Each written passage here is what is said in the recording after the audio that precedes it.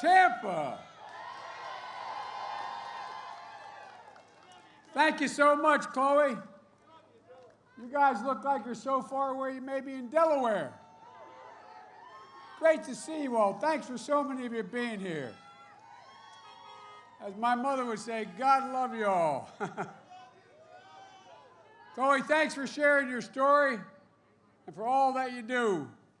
You know, we often say that a person contributes to their community, but how many people can you name who've done more for this city and its people than Chloe? Chloe, congratulations.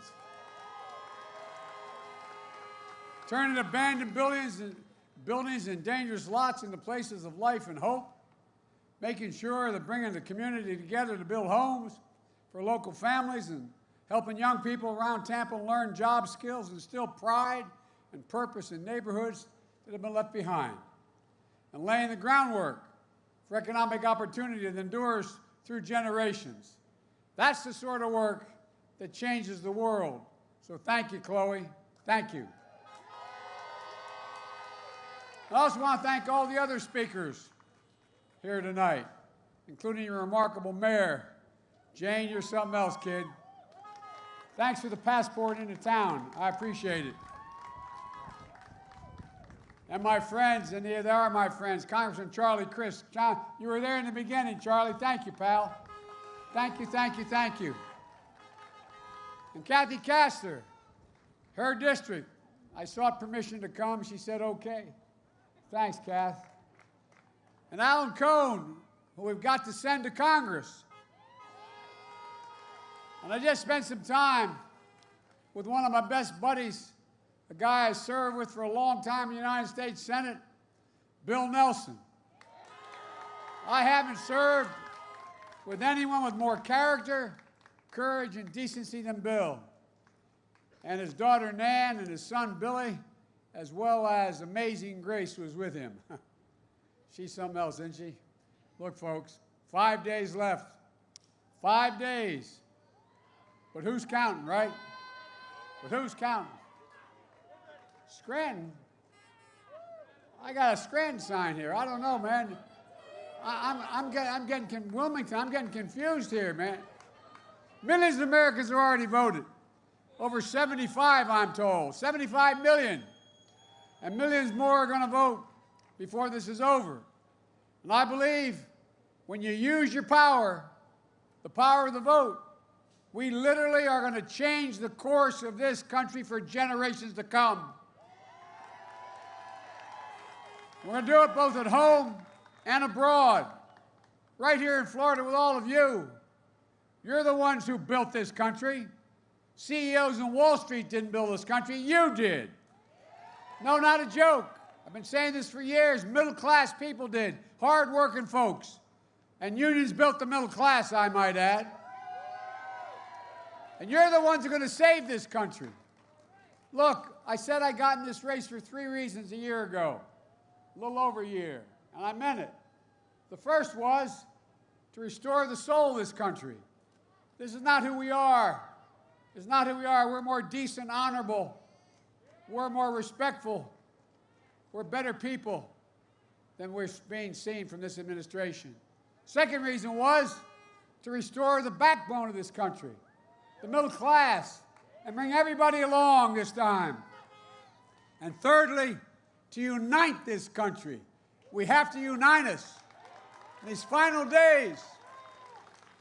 Keep that sense of empowerment with you, that sense of optimism, of what we can do, what we can overcome. It's the God's truth. I've never been more optimistic about America and America's chances than I am today, because I know the American people. I know who we are. We have never, ever, ever, ever let the country down, given a chance. On November 3rd, we're going to unite this country and show the world who America really is.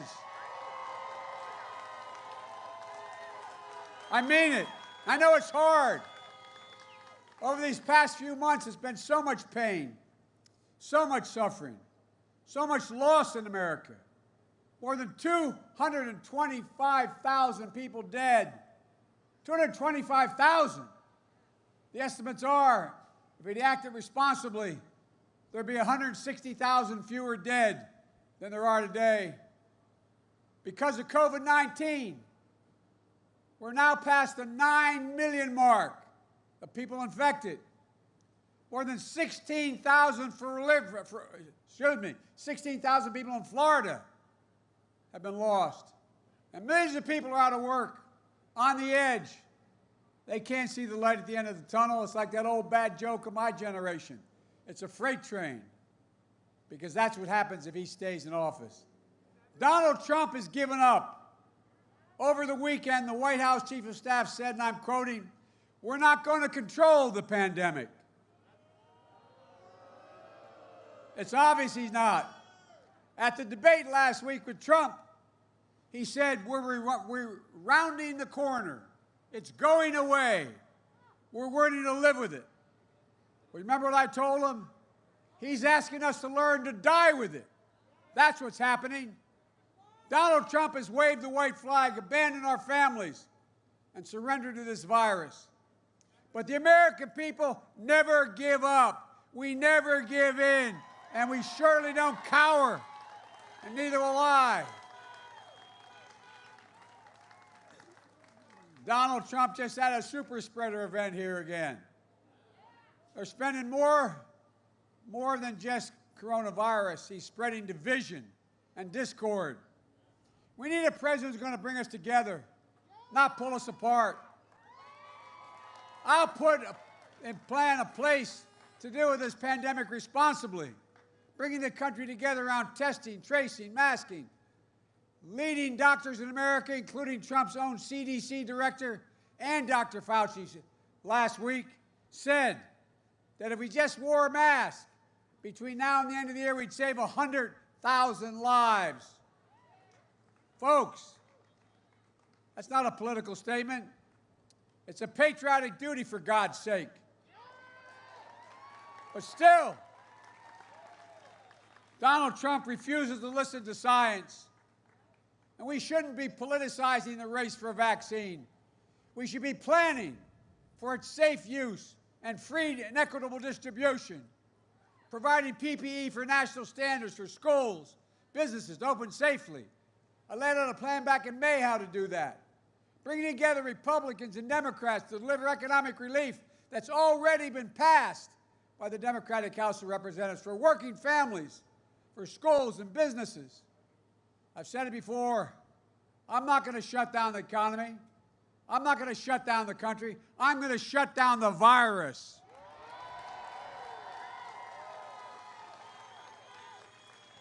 You know, Donald Trump inherited a strong economy from Barack and me, just like he inherited everything in his life. Oh, it's a fact. He squandered that economy like he squandered everything else. But folks, I promise you, I guarantee you, we can build back and build back better with an economy that rewards work, not wealth. And we can do it without raising taxes a single solitary penny on working class or middle class families. I guarantee you, my word is a Biden, no one making less than $400,000 will pay a single penny more in taxes. Not a penny. But I tell you what I'm going to do, and I make no apologies for it. I'm going to ask the wealthiest Americans and the biggest corporations. Of the Fortune 500 companies, 91, making a collective billions of dollars, didn't pay a single solitary penny in federal tax. But I'm going to make sure they pay their fair share. Why should a firefighter, an educator, a nurse pay a higher rate than a super wealthy or corporate America? Because you do. You do. Why should you pay more taxes than Donald Trump pays? You know, if we made this as a movie 10 years ago, people would think we were making it up. But it's true. We're going to deliver tax relief for working families and the middle class to help you buy your first home, help you pay for health care premiums, for child care, for caring for your aged loved ones, for eliminating college debt. We're going to take care of this. And we can afford it. Look, Trump got his Supreme Court justice, and he did it for one overwhelming reason. Something he's been trying to do since the day he got elected, to destroy the Affordable Care Act. He's going at it again. If they get their way, 100 million Americans will lose protections for pre-existing conditions, cancer, all diseases that are out there. Folks, look, 8.4 million Floridians have pre-existing conditions. Complications of COVID-19 will become the next pre-existing condition, allowing insurers to jack up your premiums, deny your coverage. A lot of you young people don't even realize it, but before we passed the Affordable Care Act, insurance companies charged women more for the same health care as men just because they were women. The fact. Donald Trump thinks health care is a privilege. I think it's your right. And if we all get out and vote, we'll not only restore Obamacare, we'll strengthen and build on it. So you can keep your private insurance if you like it. And you can choose a Medicare-like option if you don't. We're going to increase subsidies and lower your payments and deductibles and premiums, out-of-pocket spending, reduce the unknown billing, reduce prescription drug costs by, according to the experts, by up to 60% by allowing, not making this stuff up, by allowing Medicare to negotiate for drug prices. We're going to make sure you keep the protections for people with pre-existing conditions.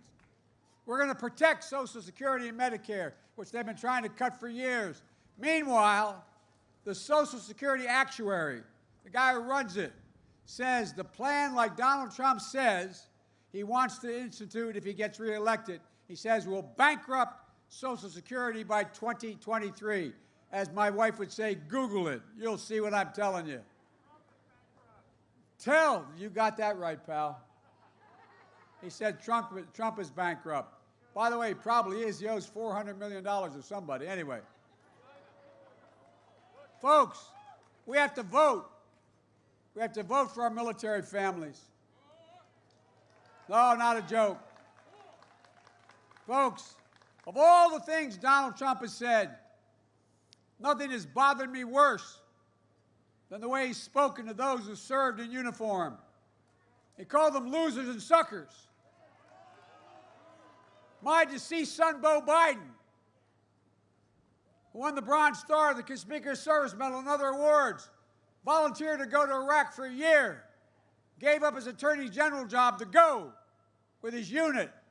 He wasn't a sucker or loser. He was a patriot, like all of you who served, like your sons, your daughters, your parents and your grandparents. We have to vote for their dignity, respect they are due. We have to vote because while Donald Trump fails to condemn white supremacy, we can deliver racial justice while he's trying to make it worse. Look, Donald Trump doesn't believe that systemic racism is a problem. He won't say Black Lives Matter. We know they matter.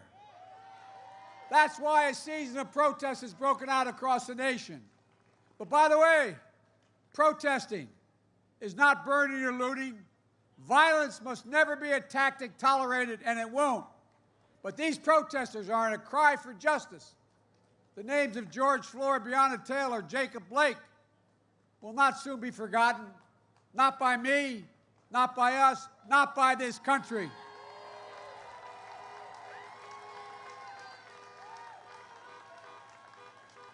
When I met with the family,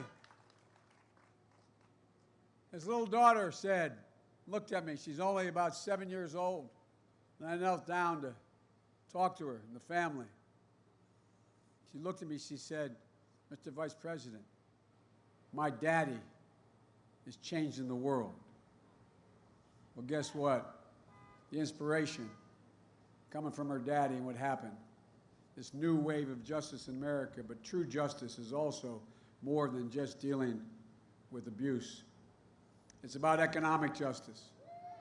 It's about schools, housing, access to capital, good paying jobs, a minimum wage of a minimum of $15 an hour.